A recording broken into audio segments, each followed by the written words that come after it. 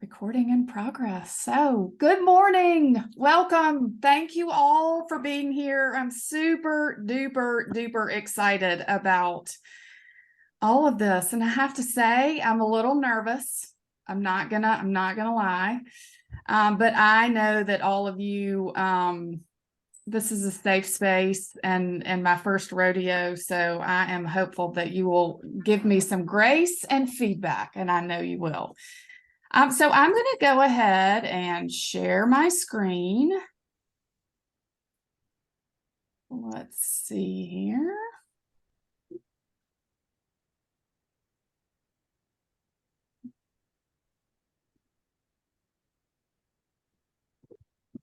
All right, let's close all of this and go. I think y'all want to see my tax return.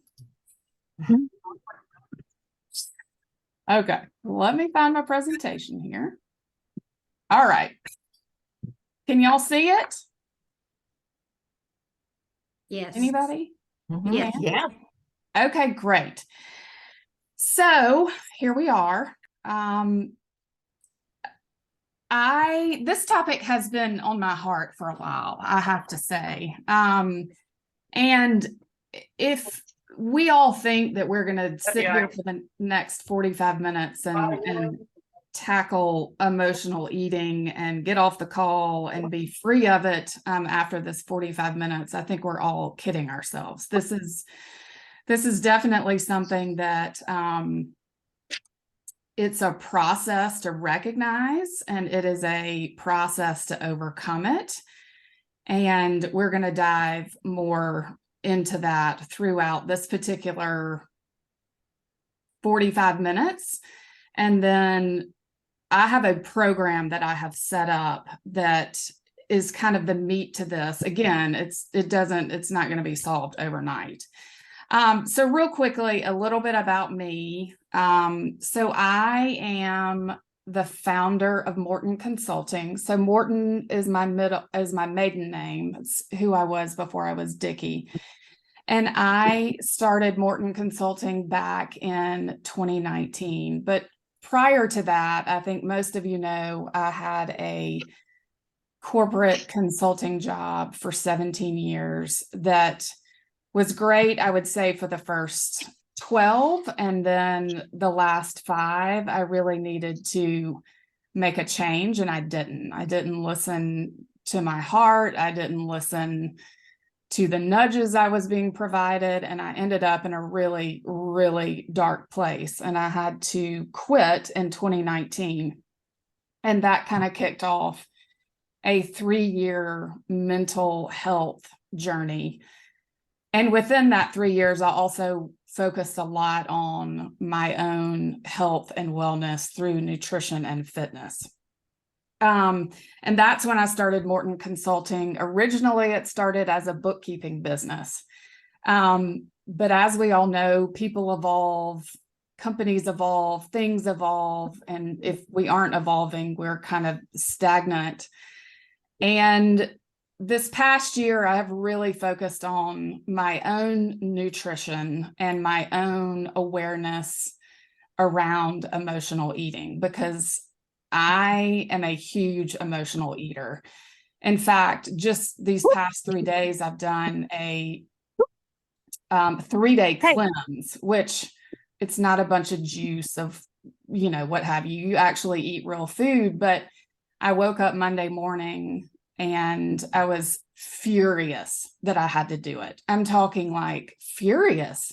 I didn't want to do it. I was super excited about my coffee with all of my half and half, which you can't drink the half and half anyway. And it just made me realize that I tie a lot of my happiness and my entertainment to food. So I have pivoted, again, my business more to a health and fitness focus. So I've kind of combined my passion for helping others and my passion for fueling our bodies and nutrition and fitness all into one. And I'm a producer. I've always loved to work. I have worked since I was very little. So I'm a big worker bee. And I'm also in the midst of getting a life coaching and push coaching certification, which essentially is helping people become unstuck and take action in their lives, whether it's with health and fitness or their personal journeys or their businesses. So again, all of that, I feel like the past, what am I now, 44? I feel like the past really 20 years have kind of built up to this this particular program. And I feel like I've finally maybe figured out what where my passion lies. And Carla helped quite a bit with that. So all right, let's jump into it. But before we do, I am going to do a giveaway. So here's how you can enter. So you have to get out your phones and you have to take a selfie of you on the call, just like this. Selfie. Everybody knows how to take a selfie. Hold on, I have to get my pop socket, otherwise my phone's gonna drop. And then post it on your stories and tag me. That's how you can enter, just like this. Just like this. And then post it to your stories and tag me. And at the end, I'm going to pull up my Wheel of Names website and I'm going to enter everybody that posted it. And I'm going to spin the wheel and we are going to pick a winner. So y'all can do that throughout the next few minutes. Okay, so why is it so hard to not turn to food and happiness and sadness and boredom for entertainment? So this is a picture of Nutella, and Nutella is my absolute kryptonite. So I have been known to stand in the middle of my pantry with quite possibly the largest spoon in my pantry and just eat Nutella because it's comforting. But why? Why does society tell us in so many situations to turn to food? So we have a birthday and we go out to dinner and we get cake and we have more cake and we get a new job and we go celebrate, or we've had a bad day, so we pour ourselves a margarita, or the kids are frustrating and so we turn to the bag of chips, or in my case, I go into the pantry and find the jar of Nutella. So yes, one way is to just not have that food in the pantry, but it's also understanding the why behind you're doing it. Why are you reaching for the food when you could go on a walk, or you could take a bath, or you could read a book? But again, we eat our emotions. And don't get me wrong, like I love birthday celebrations. I love when people get a new job and the kids do well and we celebrate with food. But you don't have to do that in every situation. I'm more talking about the emotional eating that leads to binging per se, standing in your pantry and eating the Nutella. So I want to tell a quick story here, and this is a parallel to how I think we can tackle some of the emotional eating. So some of you know my daughter Caroline, who is 11, and she plays softball, and she has recently started pitching. And when I tell you, I was just wanting to check, be sure that no, can somebody go on? I haven't messed up my insurance, or that my insurance, Messed up my insurance. my health insurance and my dental insurance is still in place. That's right. Yes. Okay. Yes. All your stuff stayed. I think it's Lisa. Oh, there you go. Oh yeah, I got her. Health insurance. Oh, I'm glad I'm tackling emotional eating and not health insurance. Okay, let me get back to this. All right, so Sweet Caroline, she was like, Mom, I want to pitch. I'm like, okay. If y'all have never seen a softball pitcher pitch, you need to go to YouTube after this and literally type in softball pitching technique lessons or whatever. It is quite possibly the most complicated motion movement between your arms and your shoulders and your legs and your feet, and you're turned this way. And she had a lesson. We've gotten her some lessons.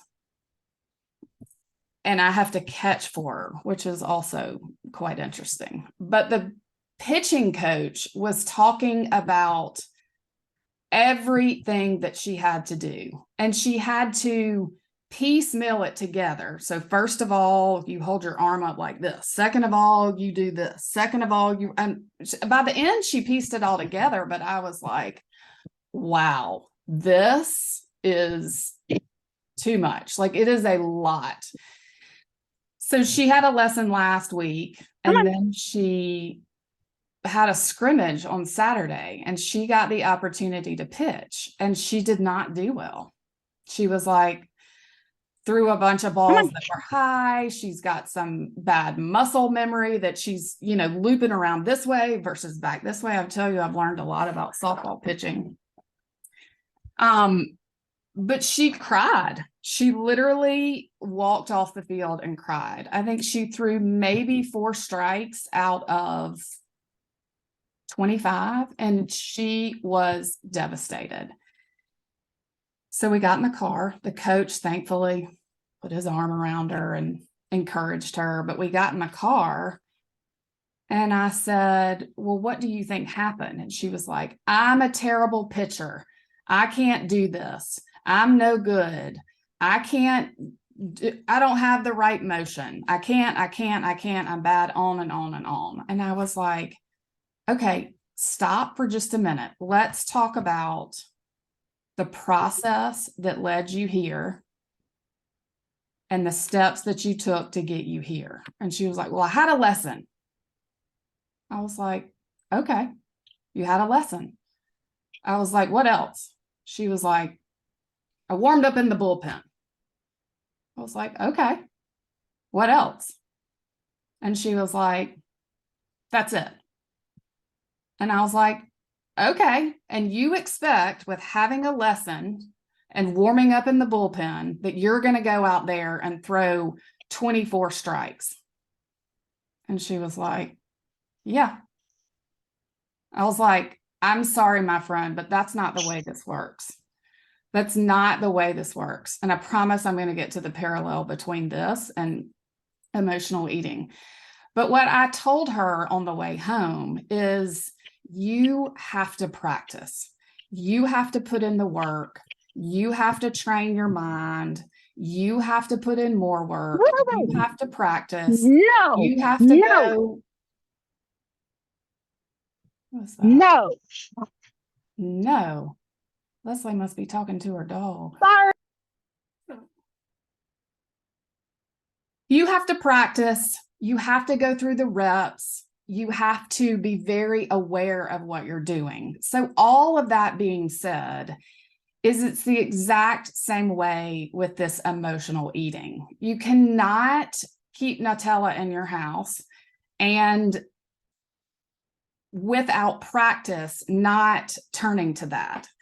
So I very much see it part of the same. I've done this for the past year. I've turned to the food. I've turned to the wine. I've turned to the margaritas. But over time, with some small tweaks, with documenting what you're doing, with noticing how you're feeling, with having a menu of things that you can do that isn't turning to food, you can be successful in overcoming this. But I think we all know that this is not easy. It's not easy to pitch a softball and throw strikes. And it's also not easy to tackle this emotional eating.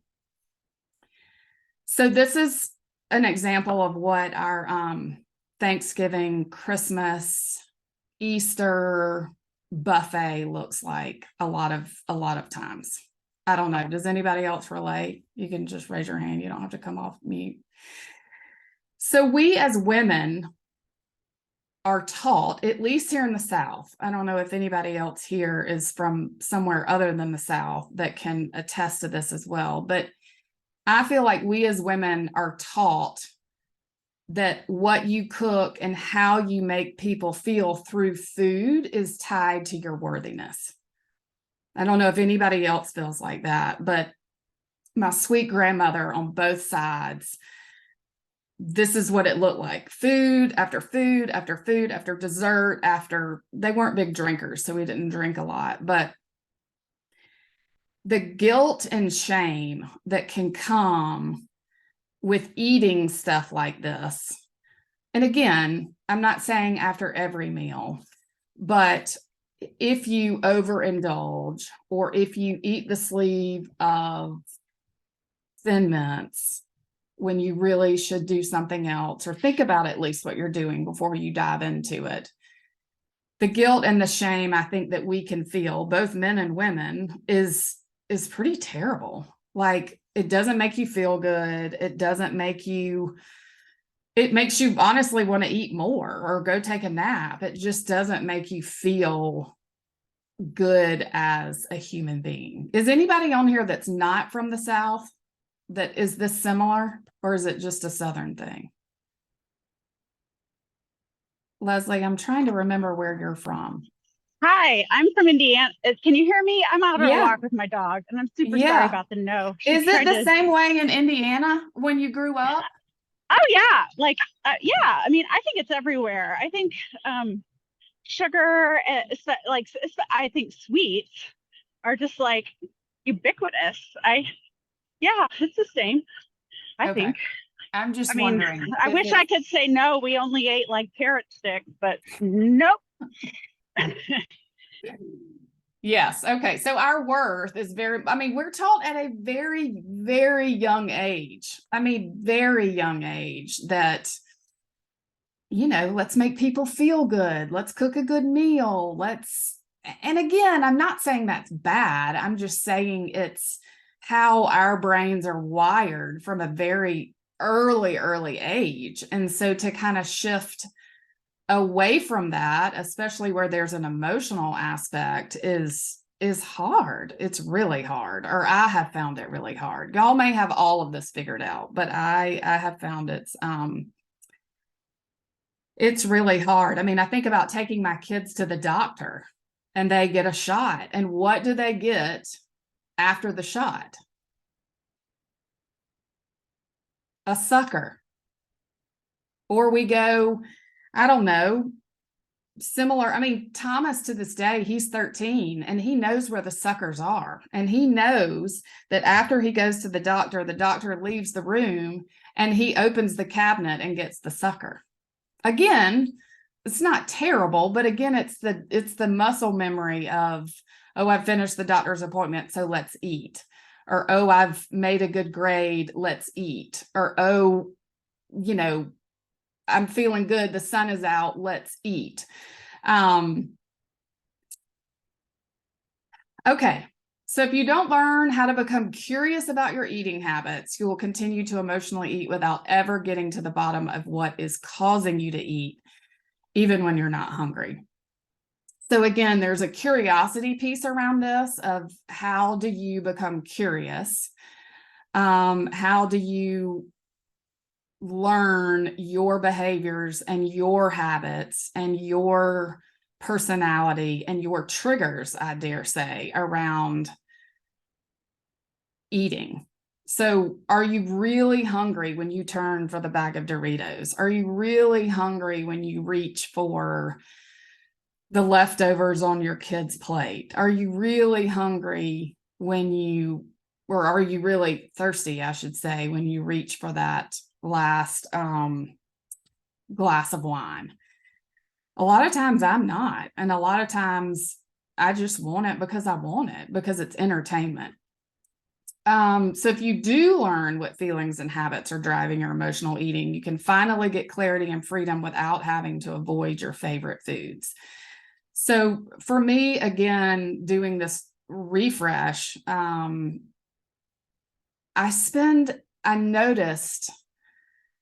I really realized that I spend a lot of time thinking about what I eat. A lot of time. But with this refresh, you literally drink a shake in the morning. You have a very limited option of vegetables and healthy fats that you can have for a snack.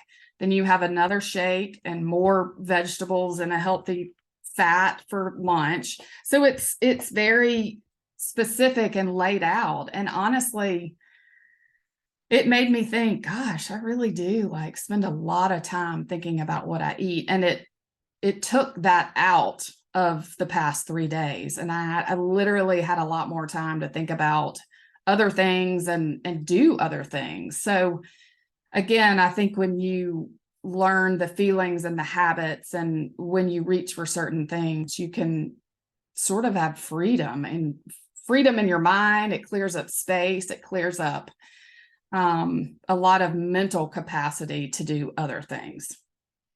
Okay, so let me oops. These pictures are supposed to show, but they're not. I'll paint the picture for you. The top left is supposed to be a healthy salmon meal. And then the next one down is a picture of a girl going like this, being curious. So in my journey, these to me are the 3 things that you have to have in order to start becoming aware and start understanding the way your body works. So the first one is the science of fueling your body. So if you are eating cheeseburgers and French fries and pizza every day for 3 meals a day, your likelihood of emotionally eating, in my opinion, is greater than if you are fueling your body with healthy foods. So really the foundation of all of this is starting with a game plan and a toolkit of how to fuel your body the right way. Will you be perfect? Absolutely not. Nobody is. But to me, that is the foundation of all of this, is understanding how to put the right foods in your body so those cravings that you do have when you do turn to food are minimal. So the second piece is, instead of having guilt and shame when you do reach for the Nutella or you do reach for the sleeve of Oreos, instead of feeling that guilt and shame, really understanding why you're doing it. So having a curiosity culture within yourself that you yourself establish to get curious about why you turn to certain things. And I'm talking about like a journal, a worksheet, a workbook, something very tangible that you can have with you, a note on your phone, that when these things come up, you can really nail down why it's happening, what you're feeling, and what you turn to instead. And it may be that you turn to the food or the, wine or the margarita or whatever. But again, having the journal of what you're doing and when you're doing it is huge. And then active accountability. And this is where the life coaching and the push coaching come in. So I am learning a framework that really talks about kind of your head voice and your heart voice. So your head voice is rooted in scarcity. It keeps you safe. It is full of doubt and fear. And I won't go into too much of the brain, just because I'm not a brain expert. But we go through a method of, okay, this is your fact. This is what you're thinking. This is your head voice. And then we flip it to your heart voice. And it's reaching out to someone who is going to hold you accountable and be your partner and be your teammate, for lack of a better term, in fighting and recognizing and overcoming emotional eating. So this goes into a little bit more about the program promises. So the science of fueling your body. So in this piece, there are videos that talk about the nutrition programs. There are meal plans that we pass along. There are all sorts of grocery lists and kind of hacks that I share of how to fuel your body and how to stay satiated with healthier foods. I'm a big dessert fan, so I do a specific dessert menu per se. I always have to have something healthy and sweet on hand, because if I don't, I end up going for the wrong things. So I think time is also a part of this. So like a lot of people say, I just don't have time. I just don't have time. I don't have time to grocery shop. I don't have time to meal plan. I don't have time. And that we talk about that too. So if you don't have time, how can we carve out even 30 minutes a week for you to plan your meals for the next week? So again, this is the foundation for keeping your body full and satiated to avoid the emotional eating. So the second piece is, again, the curiosity culture and the active accountability. This is more of the life coaching piece, and all of this goes together. There is an option just to stick with the first one, this one, the science of fueling your body. But really, if there's somebody facing, a lot of emotional eating problems, they really need all of it together. I have found the best progress when you wrap it all together, not only the game plan, but also adding the accountability with it. So again, you guys can read these, but understanding and documenting the why behind wanting to change your emotional eating habits. And some people don't. They just don't. They're like, I'm fine with it. And that's okay too. I think everybody's on their own journey. Everybody's in a different place. I do personally feel like if people are trying to lose weight, aside from a medical issue that they may or may not know about, emotional eating is one of the top reasons why they are derailed. So they have such strong willpower throughout the week and they crush it, but then they get to the weekend and the options are endless and they're out of their routine. And they turn to eating out more, they turn to drinking more, and Monday morning they wake up and they're right back where they were, the previous Monday. So I think really understanding your why. Is it that you want to lose weight to lower your cholesterol? Is it you want to lose weight to fit in your jeans again? The whys are endless. Is it you want to, I don't know. Again, everybody has their own, but this is something that I will sit down and work with you on and really document why. Because when it gets hard, not if, but when it gets hard, and it will, that sheet is what you pull out. And it may be more than one reason, for sure. I know for me, it's a lot of reasons. But again, this is, I think, a key component of it, to have those additional sessions that really lay out and help you understand what's going on at a deeper level. Okay.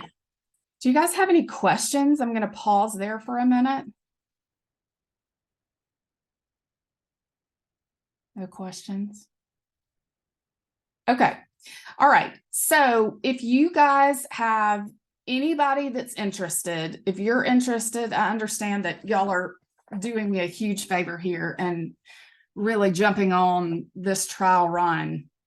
But if you have anybody interested, let me know. So the original pricing for the game plan of fueling your body. It was $584. And for this particular program, it's down to $239. And then typical life coaching sessions are $200 an hour. And because I'm in the midst of getting my certification, they're $100 an hour. So you can see on the right-hand side, just to get the game plan of fueling your body and the workouts, it is $239, and that's a one-time fee, no contracts. If you absolutely hate it and it's not serving you, then you can cancel it after 30 days. And then the silver and gold package really adds in the life coaching. So the silver package is basically the basic package plus 2 hours of the coaching sessions and the accountability. And then the gold package is 4 hours plus the game plan or science of fueling your body. So that is the program. That is kind of the meaning and passion behind it for me. Also, I have thrown in here I'm all about proof. Show me that it works. Show me that it works. Now, because I'm super new at the life coaching thing, I don't have a ton of proof underneath my belt. I have a lot of proof within myself, but these are some of the ladies on our team and the proof that this program works, that if you put in the work, the fueling of your body with good foods, you can feel better. So, all right, I'm going to pause there. I'm going to see if anybody posted on the social medias to see who wins the $100 gift card. Did anybody post? It's okay if you didn't. I didn't post because I was too focused on what you were saying. I haven't been able to do it yet. Can we do it? Oh, Taria, look at you. You might be our winner. Oh my gosh. Taria, you're the winner. I owe you $100 gift card and I will send it to you. I'm going to probably see if I can send it to you over email or text it to you. Okay. Any questions? Any thoughts? I'm going to stop the recording. If I can figure out how to do that. And I know some of y'all have to drop. And Question.